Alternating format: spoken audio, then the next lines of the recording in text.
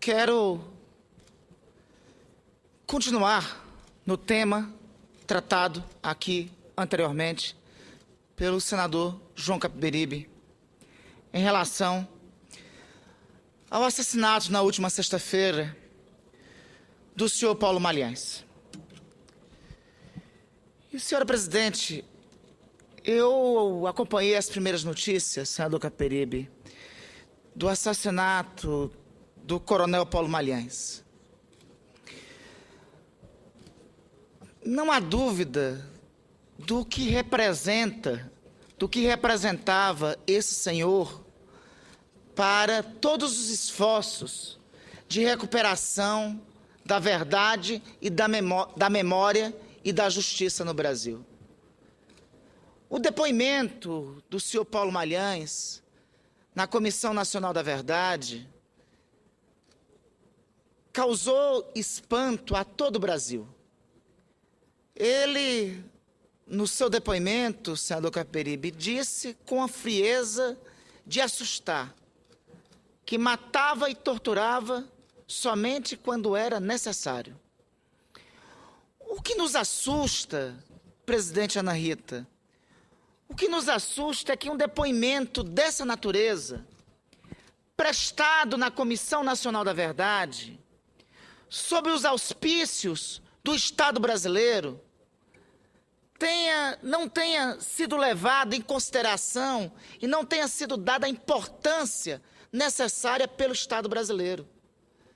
O que nos espanta é que o senhor Paulo Malhães tenha entrado na Comissão Nacional da Verdade e tenha saído de lá sem a proteção do Estado brasileiro. Não foi um qualquer que entrou na Comissão Nacional da Verdade. Quem entrou na Comissão Nacional da Verdade e quem saiu depois da Comissão Nacional da Verdade foi o principal testemunho de todos os esforços de recuperação da verdade e da memória e da justiça desde a instalação da Comissão Nacional da Verdade. Eu já disse aqui em outras vezes, senadora Ana Rita, senador Capiberibe, que a instalação da Comissão Nacional da Verdade era o passo que faltava para a conclusão da transição democrática. Passo tardio, é verdade, passo tardio, passo que só veio a se concretizar na nossa vida democrática 25 anos depois do fim da ditadura civil-militar. Enquanto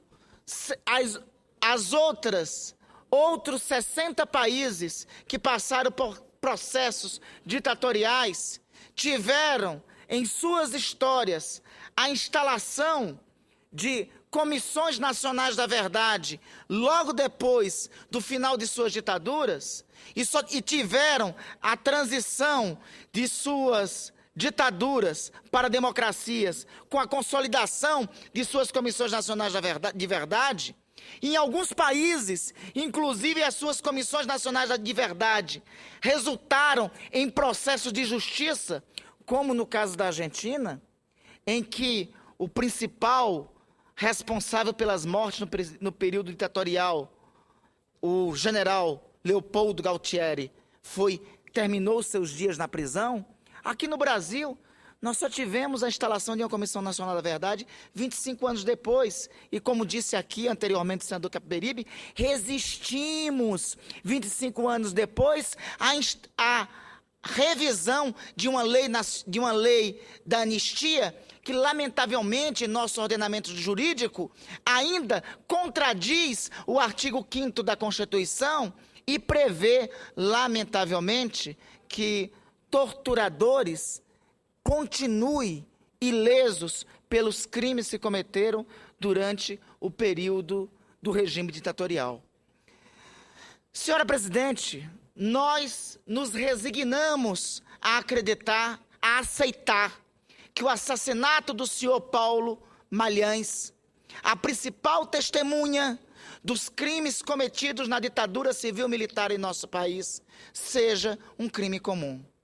Seja como quer insistir em dizer agora a Polícia Civil do do Rio de Janeiro seja um crime de um caseiro. Parece aqueles filmes de ficção, que parece a ficção agora tentando cumprir o papel da realidade. A culpa é do mordomo, no lugar agora a culpa é do caseiro. Arranjaram um caseiro no lugar do mordomo. Arranjaram 2 caseiros, o caseiro confessou, e aí fica no caseiro. E se resolve simplesmente no caseiro a história. E por aí vai ficar.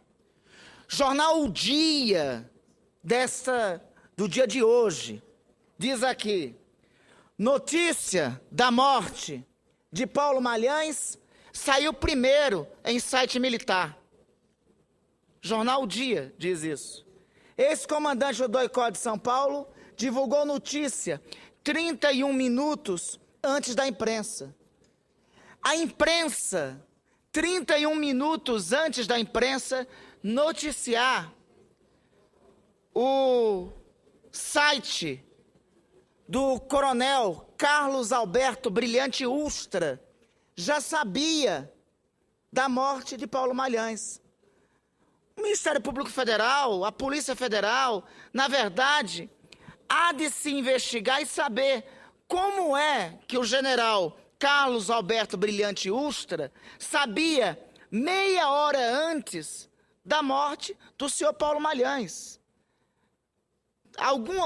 Ele deve ter alguma fonte privilegiada em relação à imprensa para ter essa informação. Eu me resigno a compreender, a encerrar esse caso única e exclusivamente com a simples e reles informação de que isso foi simplesmente a culpa do caseiro. Da mesma forma, não posso aceitar a omissão por parte do Estado brasileiro de que esse senhor, vamos admitir que tenha sido, que não tenha nenhuma responsabilização, que realmente tenha sido um crime comum. Não posso aceitar. É inaceitável que a principal testemunha dos crimes cometidos durante a ditadura, a principal testemunha que até agora, depois na Comissão Nacional da Verdade, que ela tenha saído depois do seu depoimento sem nenhum tipo de proteção. Nós não poderíamos ter perdido essa testemunha. E o pior é o sentido psicológico do que isso representa para outros generais reformados, para outros senhores dos porões da ditadura que poderiam vir prestar depoimentos para esclarecer a verdade histórica sobre o que ocorreu no pior período da história desse país. Este caso não pode ficar assim, e o mais lamentável de tudo isso, senhora presidente, é que logo depois do ocorrido, é o comportamento da Polícia Civil do Estado do Rio de Janeiro, que não aceita o acompanhamento por parte da Polícia Federal. Não aceita. Não aceitou o acompanhamento por parte da Polícia Federal em hipótese, em circunstância nenhuma.